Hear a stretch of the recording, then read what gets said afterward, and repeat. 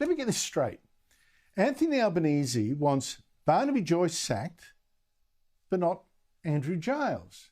And I'm going to ask, is he having us on? Apparently he thinks Barnaby Joyce's mangled metaphor is much worse than Giles putting Australians in danger. Even got one elderly woman bashed.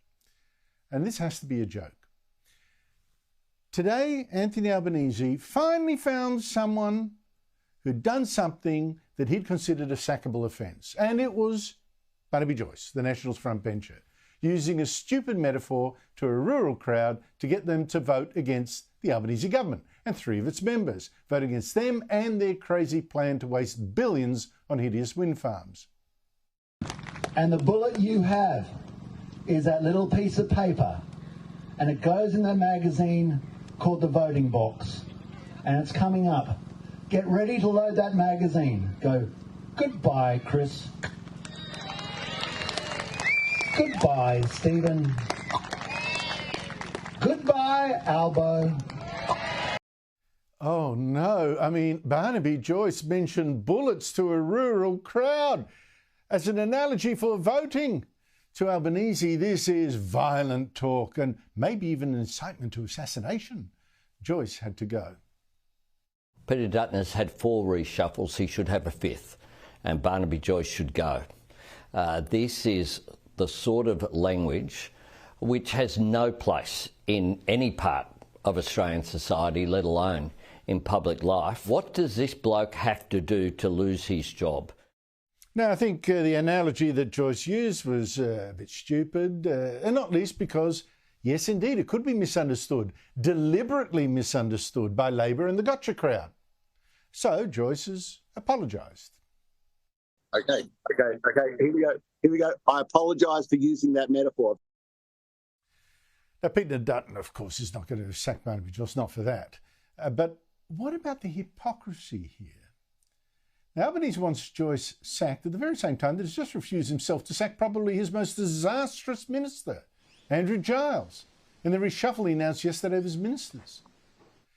So let us compare these two men. Albanese says Barnaby Joyce should be sacked for using this tortured analogy, bullets, voting, no one hurt. But Albanese says Andrew Giles must not be sacked from his team, even though as an immigration minister he's brought in more immigrants than we could possibly handle, nearly 1 million in 2 years. He's also let out hundreds and hundreds of foreign criminals, even murderers, from detention and without proper supervision, leading allegedly to the savage bashing of pensioner Nanette Simons. And Giles also falsely claimed, well, don't worry, he is actually tracking these free detainee criminals with drones. Wrong. And every time he stuffed up, he hid from the media, too scared to speak. So now, comparing Barnaby Joyce, former Deputy Prime Minister, with Andrew Giles, hopeless immigration minister, no question which one of those two should be sacked. But Giles was not.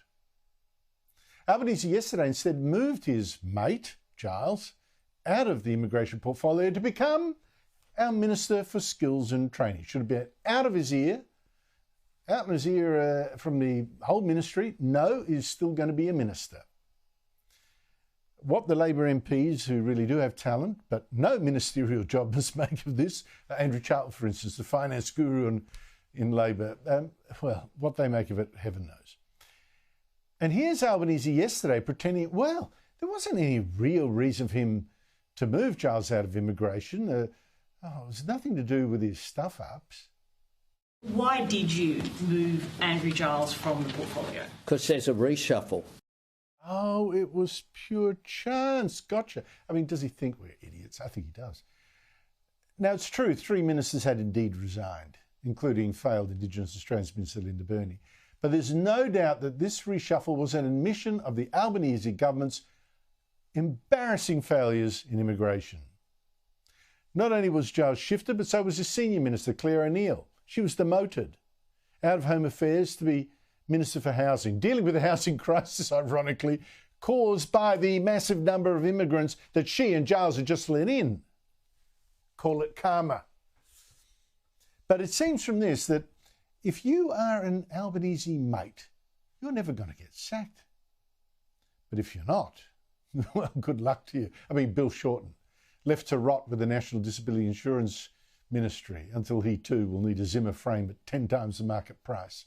Or Environment Minister and Leadership rival, another one, Tanya Plibersek, who, as far as Albanese is concerned, can go talk to the trees as long as she likes.